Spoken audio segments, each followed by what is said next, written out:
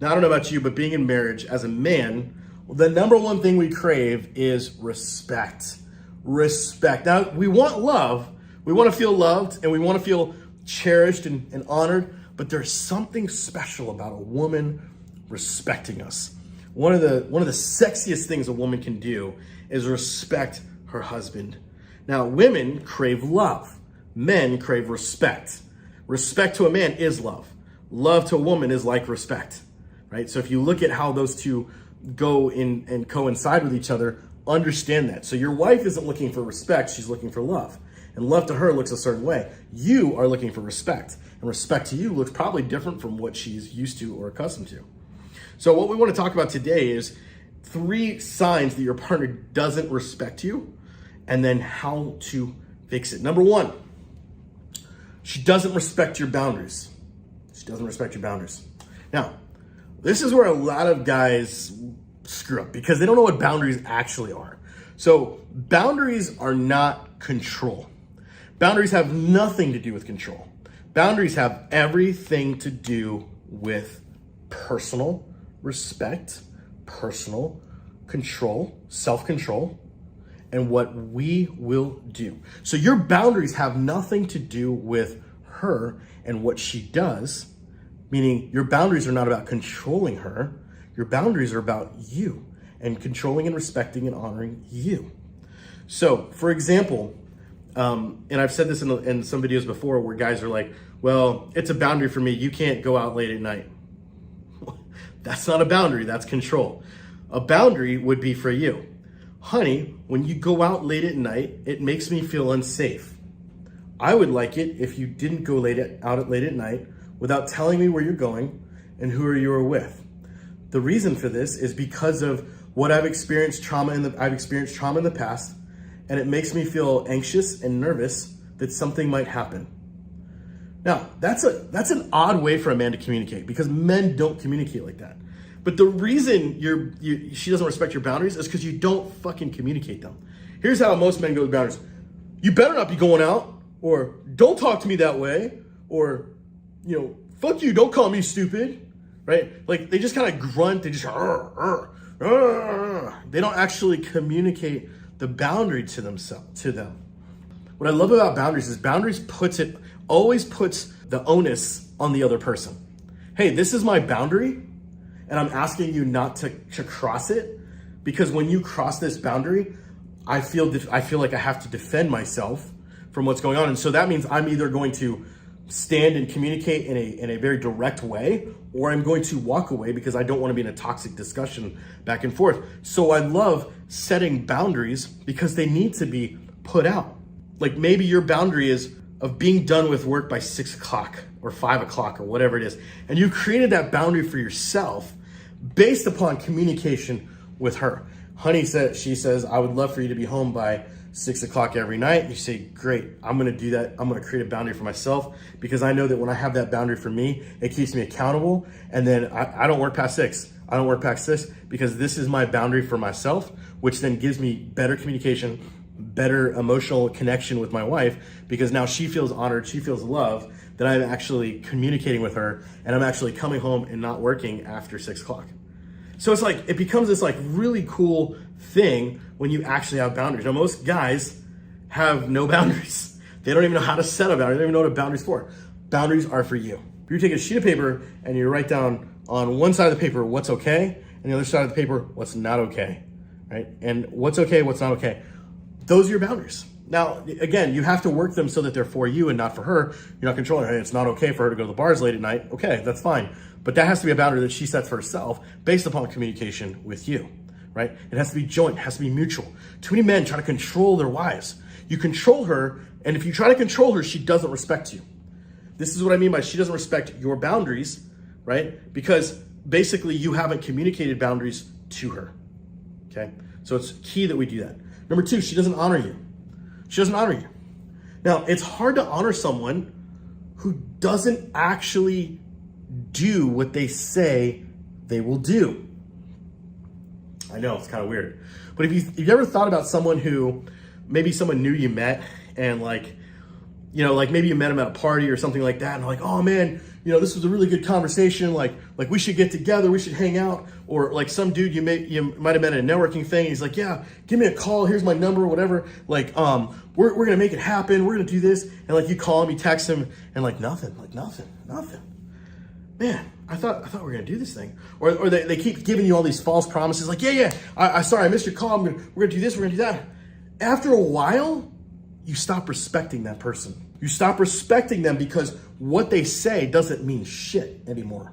And that's a huge problem with men, especially disempowered men, is because instead of them being honorable and truth tellers, they become people pleasers and they try to over promise things that they can't actually give, they can't actually do, because that's not what they're able to do.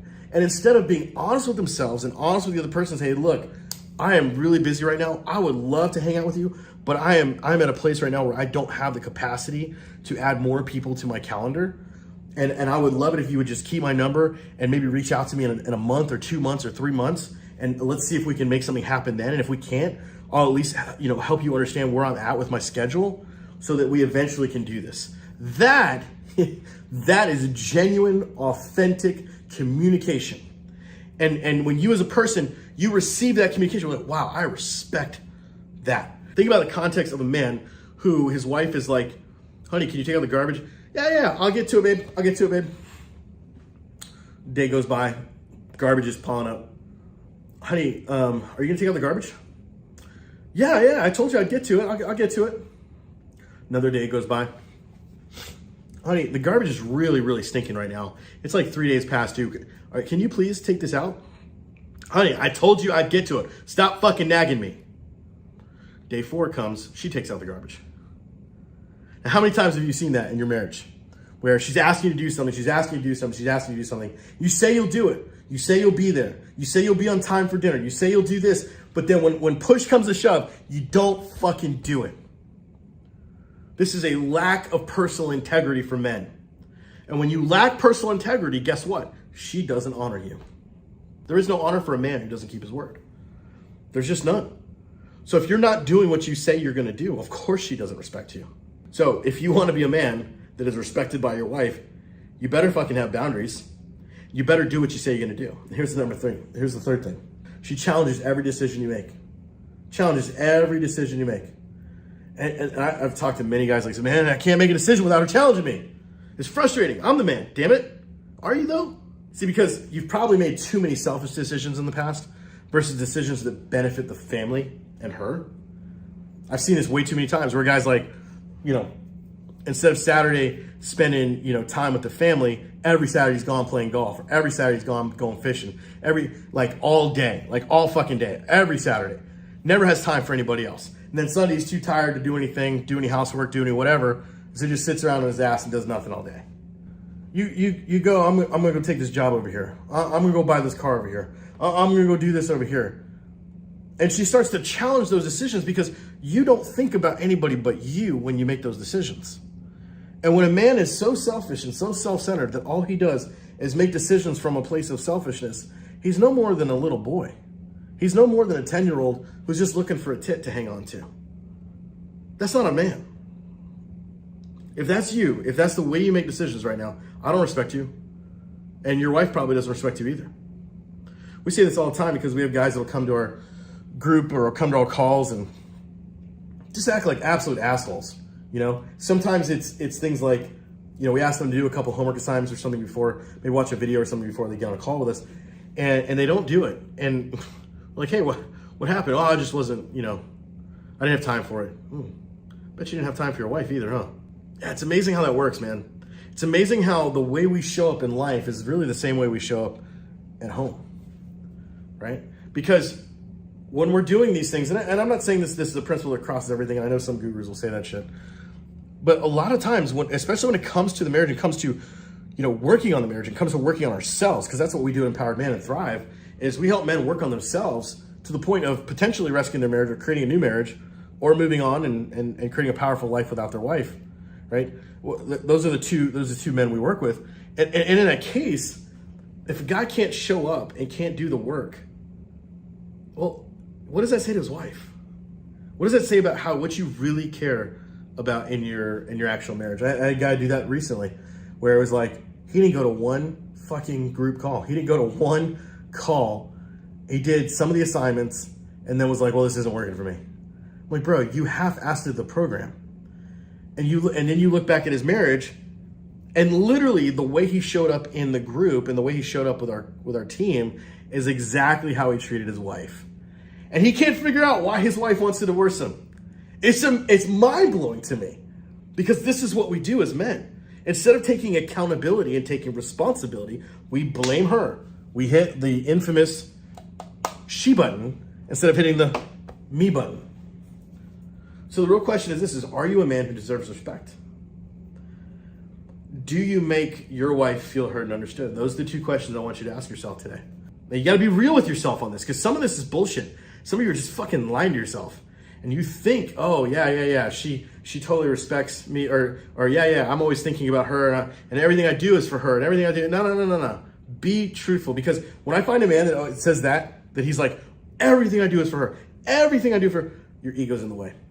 100% guarantee it. Why? Because there has to be some aspect of balance where it's like, hey, you know what? There are some things that I am going to be selfish in. That's self-love stuff, right? That's like, hey, I need time. If you want to go fishing, dude, go fishing. I don't have a problem with that. Go fishing, go golfing, right? I have my stuff that I like to do, my hobbies or whatever, right? Even like taking my son to a football game or things like that. Like I love doing those things. I feel almost guilty sometimes when I do them, but I need to do that. I need to have that recharge. So it's fine that you like to go fishing, dude. There's nothing wrong with you going fishing. I know some of you are like, oh, fuck this guy. But calm down a second, get off your bass boat for a second before you get out of here, and listen to what I'm saying. There's nothing wrong with you wanting to go fishing. There's nothing wrong with you wanting to go play golf. There's nothing wrong with you having your boys' night, whatever. But if it becomes all the time, and if it starts to replace if it starts to replace family time, if it starts to replace your wife's time with you, as it is, you already work hard, you already work all the time, and then if you get like no time with her at all, guess what? She starts to live her own life, you start to live your own life. And then all of a sudden she finds an affair, or you find an affair, or whatever, because you're like, now the kids are gone, and now we're like, who are we? We don't even know each other, because that's what you bred. That's what you invested in. So what are you actually investing in? What are you actually investing in? That's my question for you. Is, are you making her feel heard and understood? Do you actually deserve respect? And what are you investing in? That's what I have for you today. I'll see you on the other side.